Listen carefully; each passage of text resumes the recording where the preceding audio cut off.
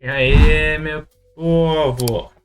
Seguinte, vamos continuar aí nossa saga da prova paulista e vamos ver se a gente termina todas as provas de 2025. Fizemos aí as provas de 2023 e 2024. Esquecendo que ela começou a ser aplicada pelo governo em 2023, né? Então nós vamos fazer essa correção. Vamos começar aqui, mudar de tela.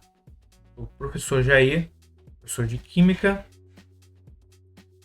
E vamos corrigir agora a prova do segundo ano do ensino médio. Começando aí pela questão de número 35, os queridinhos. Prova segundo ano do ensino médio. E essas provas aqui, essa do segundo ano tem a ver com radiação, tá? O tema do primeiro bimestre. Então vamos ler aqui a prova de número 35. Ela já quer dizer o seguinte: imagine que você está acompanhando uma reportagem sobre os avanços no tratamento de câncer com radioisótopos. Os especialistas explicam que diferentes tipos de radiação emitidas por núcleos atômicos têm características únicas que influenciam como são usadas na medicina. Com base nesse cenário, outras alternativas abaixo descrevem corretamente uma das principais diferenças entre os tipos de radiação. Lembrando que em química estudamos as radiações, principalmente as radiações alfa, beta e gama, as relacionadas ao decaimento radioativo, né? São elementos radioativos que emitem esse tipo de radiação. Agora, vamos ver qual alternativa que tem a ver, né? E vamos só relembrar que... Vamos ver se a gente faz um desenhozinho aqui bonitinho. Só relembrar o seguinte. Olha só. A radiação alfa, ela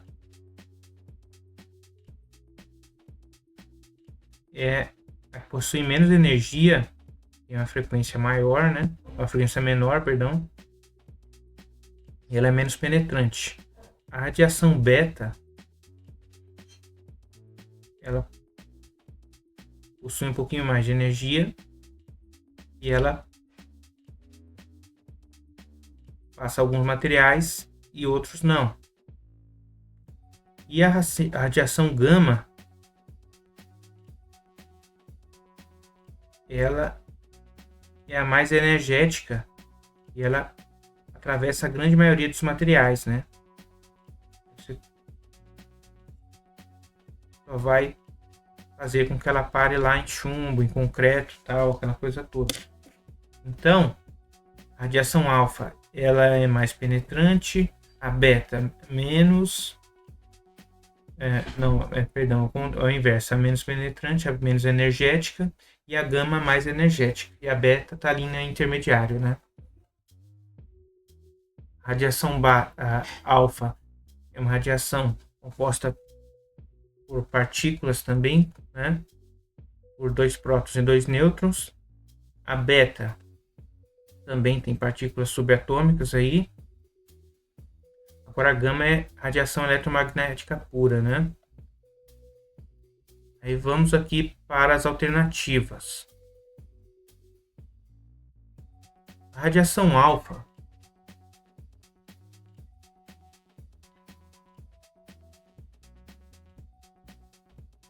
é a mais penetrante que a radiação gama. Não.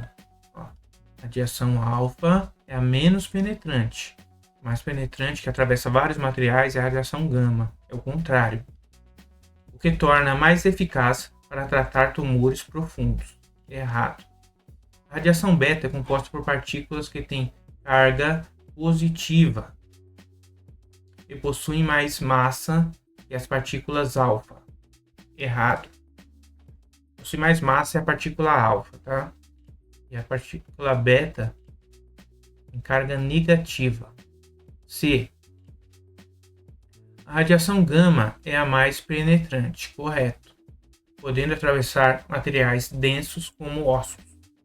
Perfeito. E é uma radiação também, até se mal utilizada, ela é prejudicial. Por quê? Porque ela afeta tanto tecidos ruins, né, como tecidos bons, utilizados na medicina, né? Então, se você utiliza indiscriminadamente, você pode causar um dano. Ela é uma radiação ionizante também, né? Onde a gente vê, por exemplo, aquele fenômeno na natureza chamado aurora boreal, né? Então você tem a radiação eletromagnética do Sol, e ela ioniza aqueles átomos ali, a camada mais alta da atmosfera, e tem aquele fenômeno, aquelas luzes muito bonitas, né?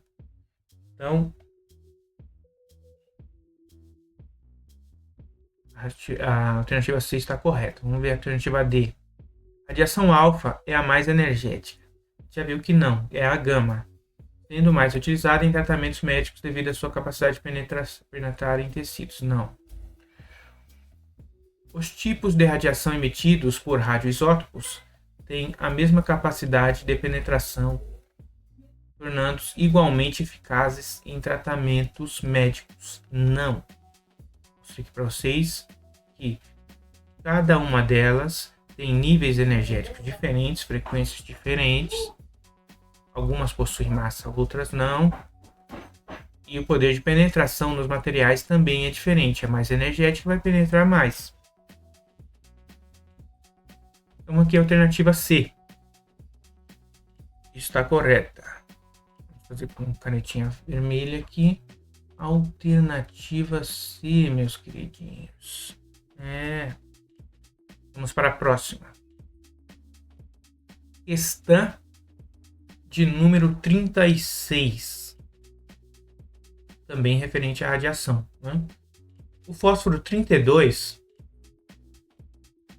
é um radioisótopo com uma meia-vida de 14 dias e é utilizado para estudar a absorção de nutrientes pelas plantas. Um pesquisador aplicou uma quantidade inicial de 80 mg de fósforo 32 no solo, o qual foi utilizado para monitorar a absorção desse elemento por um cultivo experimental. Sabendo que a meia-vida do fósforo 32 é de 14 dias, assinale a alternativa que indica corretamente a massa restante desse radioisótopo após 42 dias. Então, o que quer dizer período de meia-vida?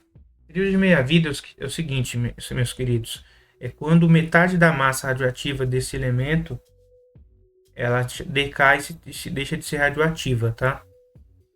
Então, se eu tenho lá 80 miligramas, depois de 14 dias, vai ter somente 14 miligramas ainda radioativo, tá? Porque vai ter decaído, vai ter emitido essa radiação e só metade dele vai ser radioativo. Tempo de meia-vida, né? E a cada tempo vem a metade, depois a metade da metade, depois a metade da metade da metade, e assim a gente consegue observar quanto os tempos de meia-vida tem que passar para decair por completo, né? Aí a gente vai fazer o seguinte, ele me dá o tempo aqui, 42 dias. Aí, vamos fazer o seguinte, primeira coisa, 42 dividido por 14. Ele dá 3 tempos de meia-vida. 14 mais 14, 28, mais 14, 42, não é isso? Então, se eu tenho 3 tempos de meia-vida, então fazendo aqui vai ficar da seguinte forma. Aqui uma canetinha vermelha.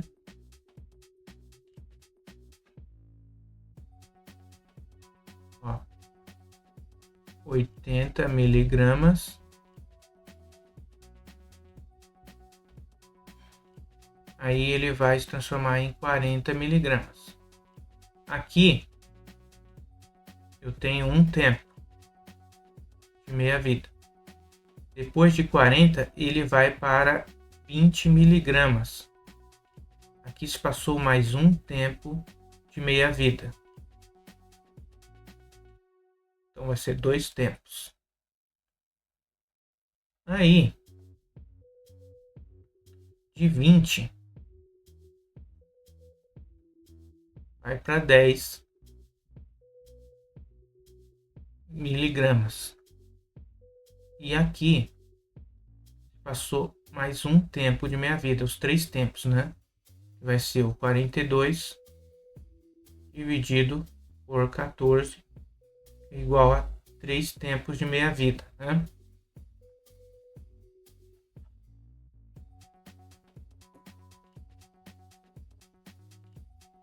Aí ele pergunta, passado 3 tempos de meia-vida, qual é a massa que vai sobrar? 10 miligramas. Então, aqui é a alternativa D. Vou marcar aqui com alternativa D. Tá bem facinho, bem tranquilo de fazer. Tempo de meia-vida. Vamos para a próxima alternativa. Questão de número 37. Durante uma aula sobre radioatividade, o professor Evaristo explica aos estudantes sobre primeira e segundas leis da radioatividade. Ele fala sobre como certos elementos como carbono 14 se desintegram ao longo do tempo e destaca a importância da meia-vida para que seus estudantes possam refletir melhor sobre o que aprenderam. Ele propõe a seguinte questão: qual das alternativas abaixo é a correta sobre a radioatividade? Certo, aí tem aqui alternativa A. Após 2 meias-vidas, estará 75% da amostra original de um isótopo.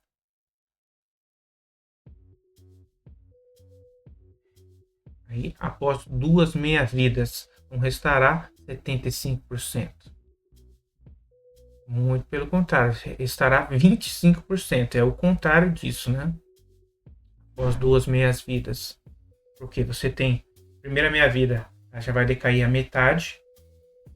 Se eu tenho, vamos dizer, 100 miligramas, igual ele colocou no exemplo lá, uma meia-vida vai para 50 miligramas de massa radioativa, né? Mais uma meia-vida, se 50 vai ser a metade da metade, então vai ser 25. Então não vai ser 75 da amostra original, vai ser 25% da amostra original. A taxa de decaimento de um isótopo aumenta com o tempo, pois a quantidade de núcleos restantes diminui. Então, a taxa de decaimento ela não aumenta com o tempo. A taxa de decaimento ela é constante.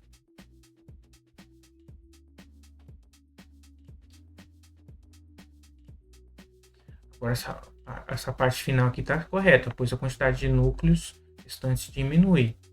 Diminui, mas a taxa de decaimento ela é constante. Por isso que a gente consegue calcular o tempo de meia-vida, porque se ela fosse variável, teria como determinar. Então ela tem que ser constante para a gente poder determinar o tempo de meia-vida. Tá?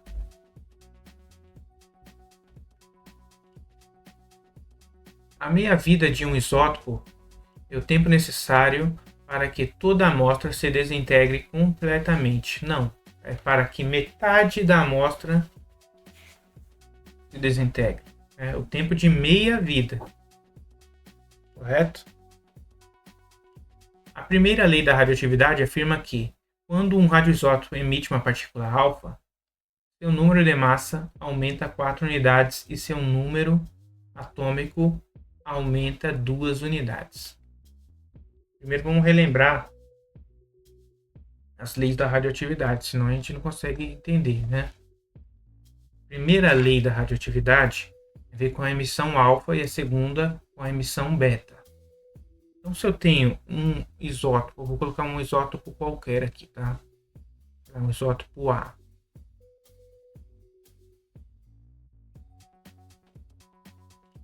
Nossa, que coisa horrível isso aqui. Então, pronto. Vou colocar aqui um isótopo A. Ele tem uma massa aqui de 200. Um número atômico de 84. É um isótopo qualquer genérico, tá? Nossa, que coisa horrível. Vamos ver se a gente desenha melhor isso aqui que tá muito ruim.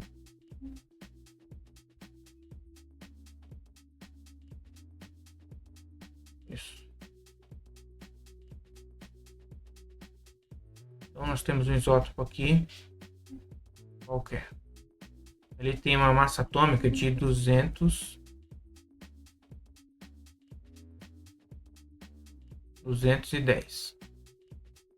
e um número atômico de 84.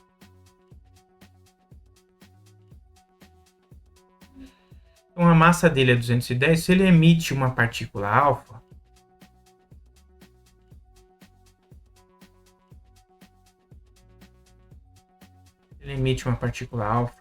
a partícula alfa ela tem uma massa de 4 unidades de massa atômica e um número atômico de 2. Aí eu vou ter um elemento B aqui, que a massa dele, a soma da massa dele mais a da partícula alfa, tem que dar 210. Então vai diminuir isso aqui. Então aqui vai dar 206.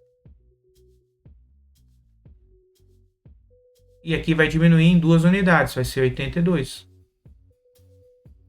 Que as somas aqui tem que dar justamente o que está do elemento anterior, né? Então aqui vai diminuir em 6 unidades e aqui em 2 unidades. E da partícula beta é o contrário. Então aqui eu tenho a primeira lei da radioatividade de emissão de partícula alfa. E da partícula beta, vou colocar aqui um átomo, o mesmo aqui. Que coisa horrível isso aqui.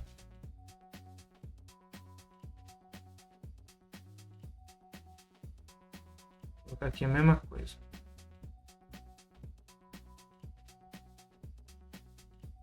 Um átomo genérico, só para ilustrar. Aí ele vai emitir uma partícula beta. A partícula beta ele tem carga, ele tem massa 0 e tem aqui -1.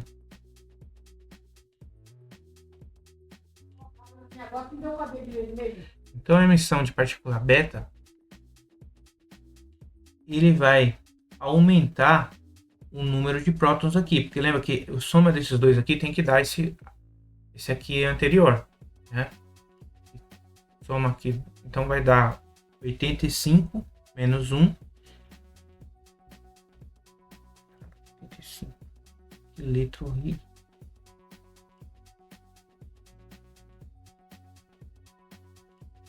Isso aqui é muito ruim, gente. 85 menos 1. E aqui vai continuar com a mesma massa, 210. Então a partícula beta ela aumenta o número atômico, mas mantém o número de massa, tá? Então, nessa partícula alfa acontece isso, a diminuição do número de massa e do número atômico, e na emissão de radiação beta aqui, ó, da partícula beta, você mantém o número de massa, mas só que diminui aumenta o número atômico. Então vamos ver o que ele fala aqui. A primeira lei da radioatividade afirma que quando o radioisótopo emite uma partícula alfa, o número de massa aumenta 4 unidades e seu número atômico aumenta 2 unidades. Não, ele não aumenta 4 unidades, ele diminui 4 unidades. Ele emite a partícula e ele diminui 4 unidades. De 210 de massa foi para 206, então ele diminui. Tá? E diminui também o número atômico, foi de 84 para 82. Lembrando que o número atômico é o número de carga positiva no núcleo, não é o número de prótons.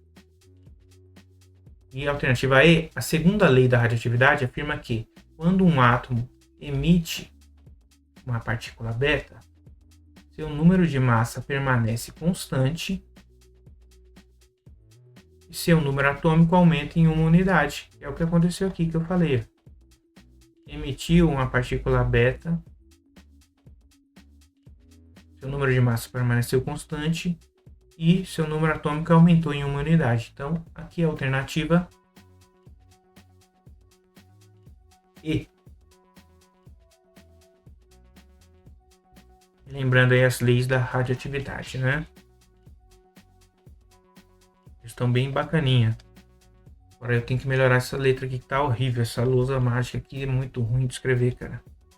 Muito ruim mesmo. Mas vamos lá. Questão de número 38. Olha a questão do Enem. De 2013. A hematita, além de ser utilizada para a obtenção de aço, também é utilizada como um catalisador de processos químicos, como na síntese da amônia, importante matéria-prima da indústria agroquímica. O uso da hematita viabiliza economicamente a produção da amônia, porque, olha, então se ela é um catalisador, como diz aqui, se ela é um catalisador, vamos lembrar o que faz um catalisador, senão a gente não consegue responder, né? O catalisador ele funciona da seguinte forma, meus queridos.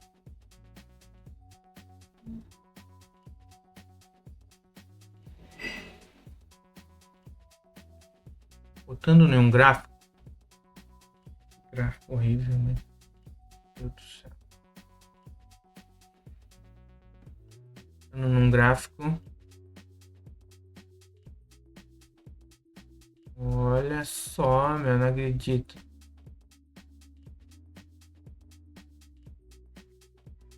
Eu tenho aqui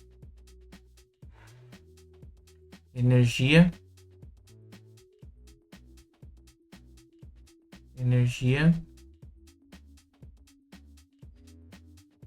e aqui eu tenho tempo.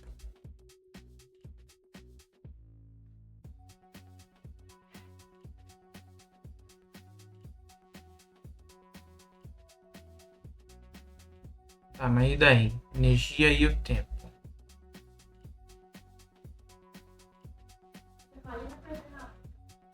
Beleza, e quando eu tenho uma reação química, ai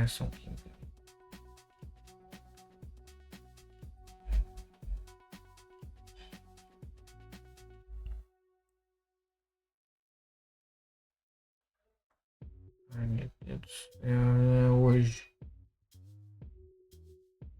Beleza, tem uma reação química aqui. Toda reação química ela precisa de um pouquinho de energia para acontecer.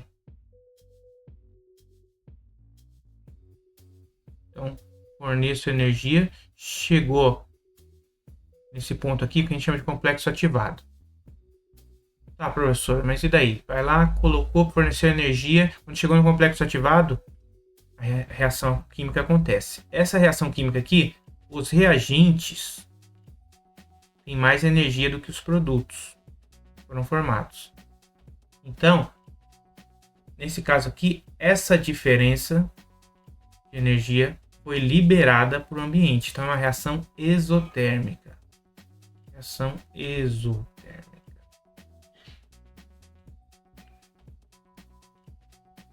E o que o catalisador faz? O catalisador faz o seguinte. Quando eu utilizo um catalisador, essa energia necessária aqui para a reação química acontecer, ela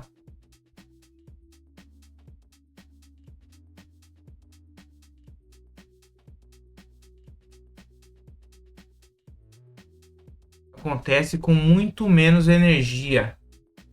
Então, eu forneço só um pouquinho de energia e ela já acontece. Por isso que ela acontece mais rápido, porque quando eu utilizo o catalisador, eu não preciso fornecer tanta energia para a reação química acontecer. Então, ela diminui a gente chama de energia de ativação. Então, a energia de ativação. Então, isso que o catalisador faz, diminui a energia de ativação, a energia necessária para a reação química acontecer. Sempre questões de catalisador vai ter um gráficozinho assim para explicar, né? Então, vamos ver o que ele pergunta aqui. O uso da hematita viabiliza economicamente a produção da amônia porque diminui a rapidez da reação. Aí, não. Ele é um catalisador, ele vai diminuir, ele vai aumentar a rapidez, ele não vai diminuir.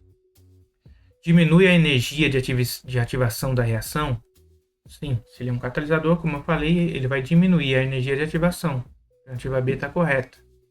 Aumenta a variação de entalpia da reação? Não. Ele não vai... O que é variação de entalpia? É essa variação aqui, meus queridos. Ó. Tá vendo? Então, é a variação da energia entre os reagentes e os produtos, tá? Agora, ele não vai mexer com essa variação aqui, ele vai mexer com energia de ativação, somente, tá? Aumenta a quantidade de produtos formados? Não, ele não vai mexer com quantidade de produto. Ele vai alterar a velocidade da reação, alterando a energia de ativação para que a reação aconteça. É isso que um catalisador faz. Aumenta o tempo do processo de reação? Não, ele vai diminuir o tempo. Então, aqui nós temos a alternativa B como sendo a correta. Tá? Alternativa B. Diminui a energia de ativação da reação. É isso que um catalisador faz. Então vamos para a próxima. Temos aqui a alternativa número 39. Nós temos as seguintes afirmativas aqui. Ó. O hidrogênio também pode ser formado pela reação do alumínio com a solução de ácido sulfúrico, H2SO4. A equação química para a reação é... Tenho essa reaçãozinha aqui. Ó. Eu tenho ácido sulfúrico, 3 mols de ácido sulfúrico aquoso.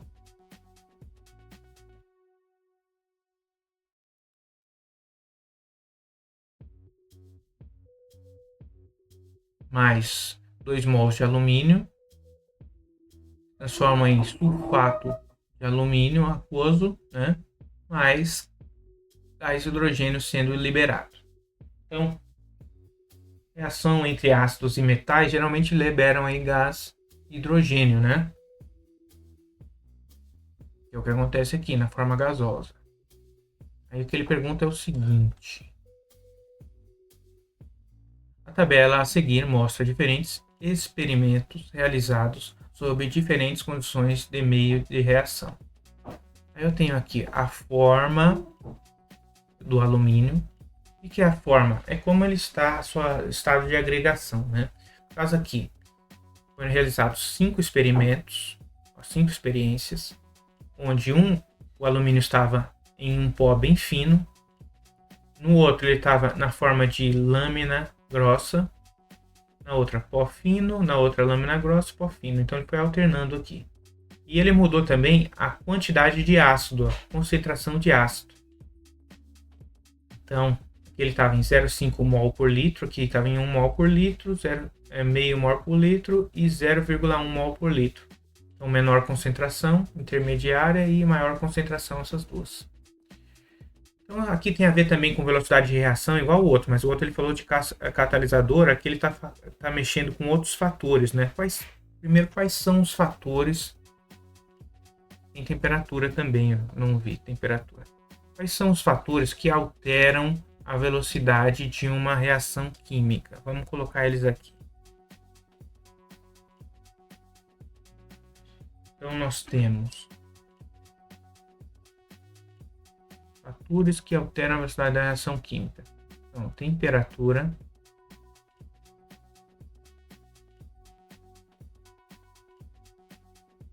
concentração dos reagentes, letra horrível,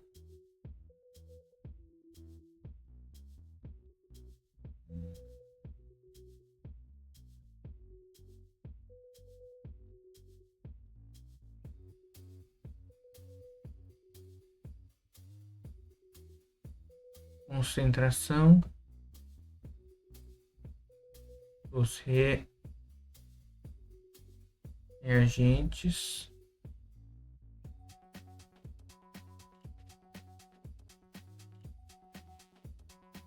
nós temos área de contato,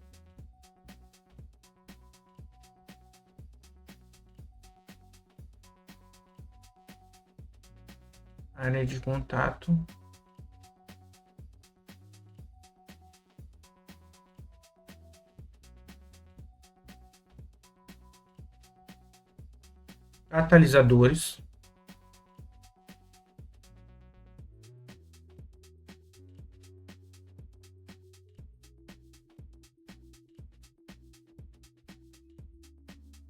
e pressão no caso de gases. Então, essas aqui são que aumentam ou diminuem uma reação química, tá? Então, a reação química ela tem a ver com colisões, teoria das colisões aí. Então, se um átomo nunca se colidir com o outro, nunca vai acontecer uma reação química. Aí, esses fatores aqui aumentam as colisões, consequentemente, eles aumentam a velocidade que uma reação química acontece, né? Então, vamos analisar aqui, ó. Em pó e em lâmina grossa, o que vai ser melhor é a área de contato em pó fino. Por quê? Porque na lâmina, só a parte da superfície da lâmina que vai estar ali em contato para acontecer reação química. Em pó, não. Tá? Em pó, tanto a parte interna como externa vai estar ali exposta para acontecer essas colisões entre os átomos e acontecer uma reação química. Então, eu já excluo essa daqui.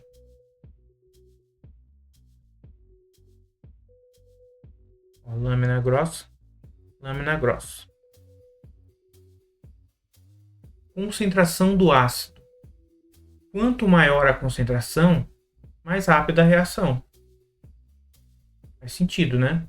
Se eu for lá e colocar pouca quantidade, vai reagir, vamos dizer assim, mais devagar. Se eu coloco mais ácido, pode ser que eu tenha uma sobra ali que não vai reagir, mas a reação vai acontecer muito mais rápido. Então, as concentrações de ácido menor, essa e essa já excluo. Só por aí, eu já tenho aqui, que é o experimento 3. Mas vamos ver aqui a temperatura também. Quanto maior a temperatura, mais agitada. A temperatura tem a ver com a agitação das partículas, tá? Em química, a gente analisando.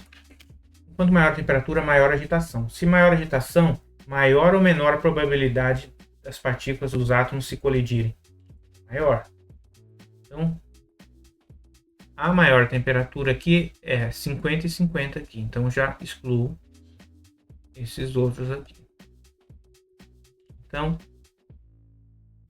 eu tenho o experimento 3, sendo que o mais rápido, um maior estado de agregação, a maior área de contato, a maior concentração dos reagentes e a maior temperatura. É o que favorece a produzir mais. Então eu tenho a alternativa alternativa C sendo a correta. Vou colocar aqui com uma outra cor. Alternativa C. Isso. Agora nós vamos para a última questão, meus queridinhos. Então, nós tivemos aí última falando sobre a velocidade da reação, e essa daqui tem a ver com constante de equilíbrio. Constante de equilíbrio. Vamos lá. O hipoclorito ClO- é amplamente utilizado como desinfetante, sendo o principal componente da água sanitária. Sua eficiência na desinfecção está associado à liberação de compostos como ácido hipocloroso e cloro Cl2, que são altamente reativos e essenciais para a eliminação de micro-organismos. Beleza. A decomposição de hipoclorito pode ser representada pela constante de equilíbrio. Aí nós temos aqui, ó, a constante de equilíbrio. E como é que a gente calcula essa constante de equilíbrio? Tá vendo quando eu tenho aqui um colchetes? Em química, sempre que eu tenho um elemento químico representado em colchetes, isso aqui indica a concentração desse elemento, dessa substância, tá? Então aqui eu tenho a concentração de cloro vezes a concentração de oxigênio dividido pela concentração de hipoclorito. Aqui.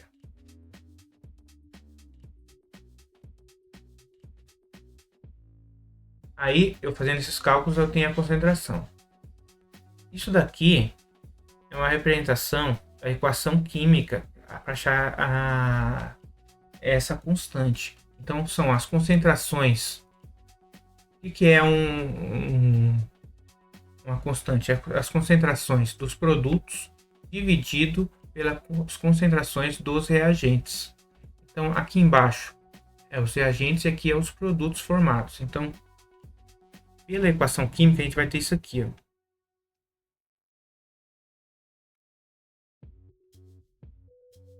Vou ver se eu consigo desenhar bonitinho. Cl. Eu não consigo não. Fica horrível isso aqui.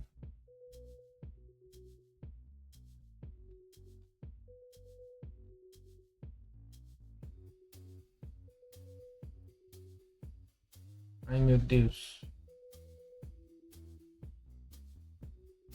Cl.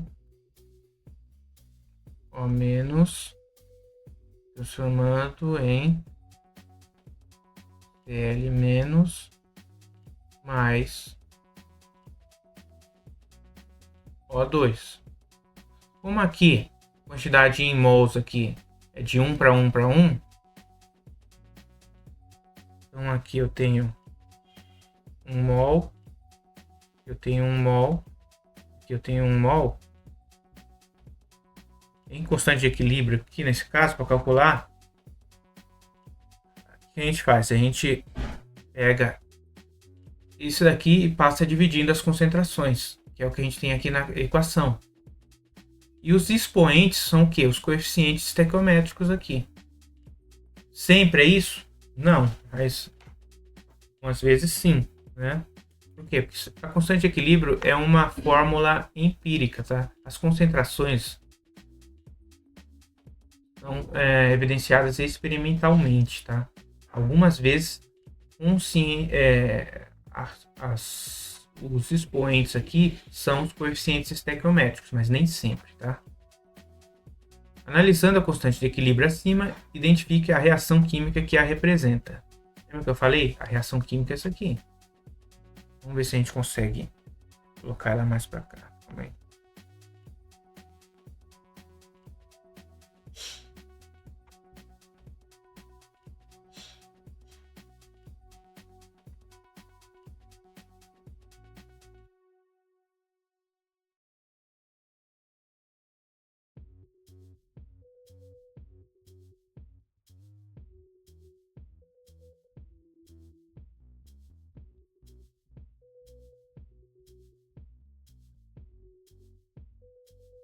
Isso. Aí. Beleza. Aí nós vamos fazer aqui.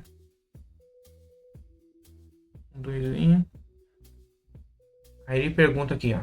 Qual identifica a reação química que a representa? Essa é a equação química. Então, ó, tem ó, Cl- transformando em... Vou colocar aqui. Cl- mais O2. Alternativa A está correta. Ó. Alternativa B.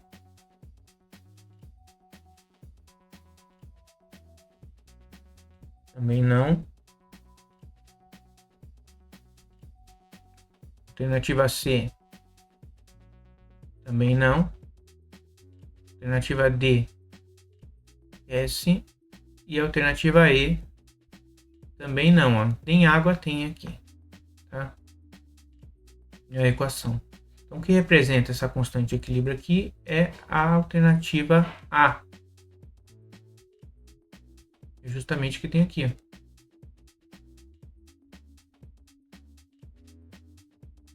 Apesar da gente observar o seguinte, ó, e ela não está balanceada. Vocês podem ver que ela não está balanceada, né?